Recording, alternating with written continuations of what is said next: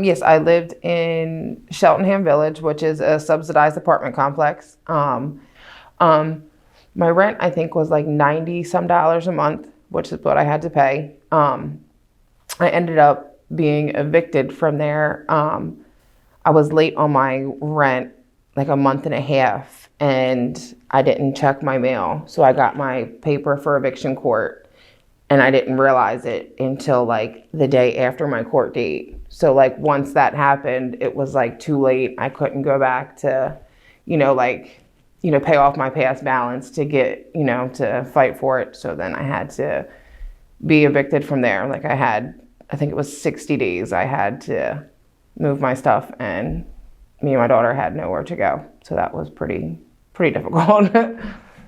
I didn't think that like the whole eviction process would take that fast. And then once, like I said, I found out about the eviction letter, and then I got my mail and realized I had the court date. And at that point it was too late. They said there was nothing I could do. If I would have showed up to court, it would have been a little different. They said I could have tried to like pay off my balance. And then even though I was just a day behind, but they still said there was nothing that they could do. Like the eviction has already been signed, and we had to leave at that point. You were just a day behind your rent? No, I was just a day behind the court date. Oh. I was like a month and a half behind on my rent. And how much, do you remember about how much that was? It was like $200. So you were just behind $200, and that was enough for them to kick you out? Yeah. So what happened when you realized you were being evicted? I had to contact my family, which was hard because like it's just like an embarrassing, to have to be bound, and especially with my rent being so cheap. But it was just, like I said, I was a single parent at the time. It was just hard. So then I had to get, help to come and get, all my stuff moved out, because of course it has to be out by a certain amount of time or all my stuff would be forfeited as well. So I had to get everything out and then talk to, at the time, my grandparents to see if me and my daughter could come and stay there temporarily until we figured out some place to go.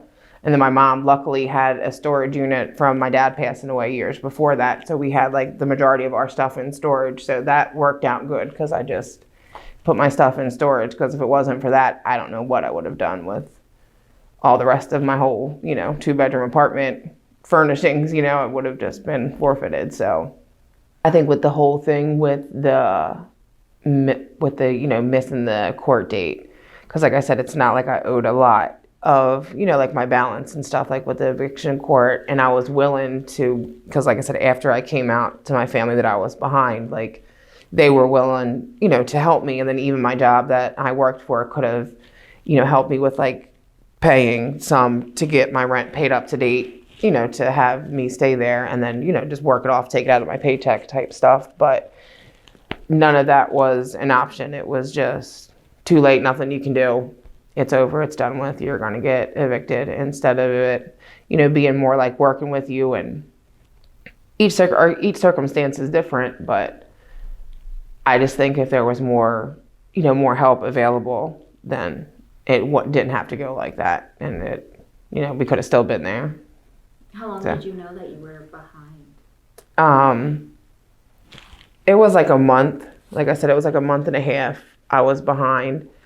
But I guess like with it being subsidized housing, it is a lot faster, with like the whole eviction process. Cause like when my dad passed away and we like lost our house, I know when that happened, it like took a long time. Cause like my mom, for a while, she got real bad into drinking after my dad passed away. So when we lost our house, it was for like almost 2 years almost. And my mom wasn't able to really like pay the mortgage.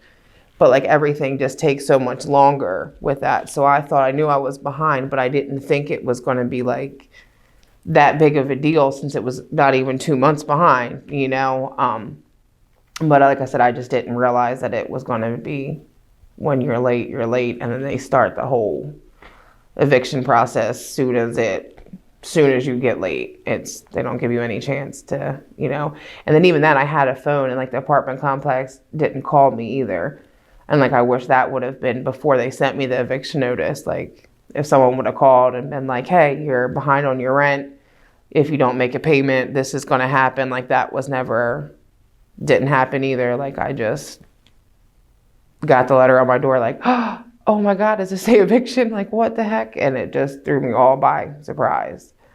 So you only knew about the eviction by the eviction court Putting the notice. letter on the door, yep, when I came home. And that was it. And then when I got that, then I went and got my mail. Like, what the heck?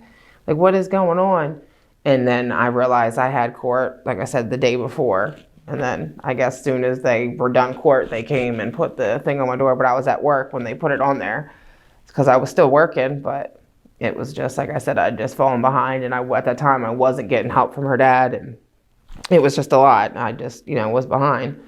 But I think like things like that would have helped, though, and made it to where I didn't have to lose my house. If someone would have said, hey, you're behind, you need to do this, or you're going to lose your house, then I definitely would have figured it out and came to the conclusion, because even my friends were like, I would have helped you pay your rent. Like, why didn't you say anything?